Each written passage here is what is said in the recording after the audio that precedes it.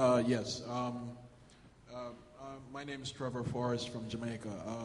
One of the things that I have two questions. I was very familiar with the work you guys were doing from back in Howard Dean's time.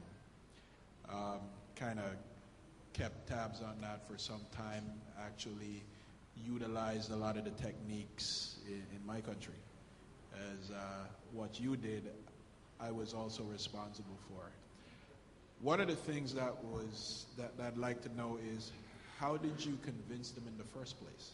Okay, that's the first question. How did you sell the concept of doing things this way, integrating the technology, overcoming that cultural barrier?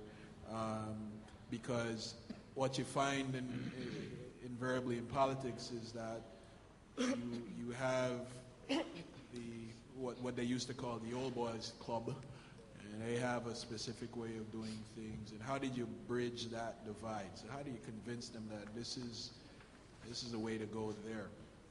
The second question has to do with the future. It's pretty clear that you don't have to sell the fact that it works. But what is also clear is that your opponents who were caught literally with their pants down will not let that happen again. So what is the thinking moving forward from this point? Because clearly you only have, 4 years to prove yourself before you gotta ask them to vote for you again. What is the thinking, given the new challenges that you're going to have? You're not going to be able to get away with what you got away with before, because now your opponents are a little smarter. How are you going to deal with those challenges, and what is the thinking going forward? What are some of the plans that you have to continue to galvanize people this way to eventually get you reelected? Yep. Well, to take the second part first, in this space, it's very easy to mimic the sort of final product, but what we did was so seamlessly integrated with the actual offline operation that it'd be very challenging for them to replicate quickly. Also, we have a list of things that we wanted to do on the campaign. If there were 100 things we wanted to do, we got to do about 10 or 15 of them. And so we have this opportunity to sort of keep building the technology, keep trying the techniques, learning the lessons of the next couple of years in issue advocacy. In terms of the first part, I didn't actually need to do any convincing at all. The reason I was in the room being hired for the job was because they believed that this was a necessity.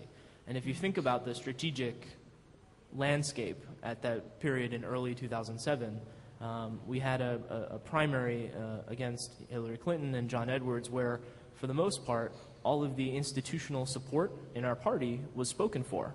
So we had the labor unions and the sort of left side going with John Edwards and the party infrastructure going with Hillary. And so as a strategic matter, doing this in the new way, from the bottom up, organically, was a necessity. It was required. And so that was the premise of the beginning of the campaign. Well, no. The question, the initial question was, how did you convince Dean's campaign? Oh, Dean's campaign. Oh, okay. Because the thing is, when you started doing stuff for Obama, because of what Dean had done, they saw the advantage. My question is, back then, with Dean's campaign, where it came from virtually nowhere, how did you convince them back then? The answer is the same. It was a less, to say convinced would be an overstatement. With Dean, it was much more organic in the sense of the organization, how it came together, and how the campaign was executed. It was a much more improvised operation. But the answer is sort of the same, that the strategic necessity of having a guy who didn't have the institutional support but had a popular message and something that resonated with people, that out of necessity you turn to these tactics because you have no other choice, that the traditional process isn't going to serve you well. So the only thing you can do is build an organic base of support around how you want to do it. Now, on the Dean campaign, it was a much smaller impact, but we wound up with an email list of about 500,000 people by the end of the Dean campaign.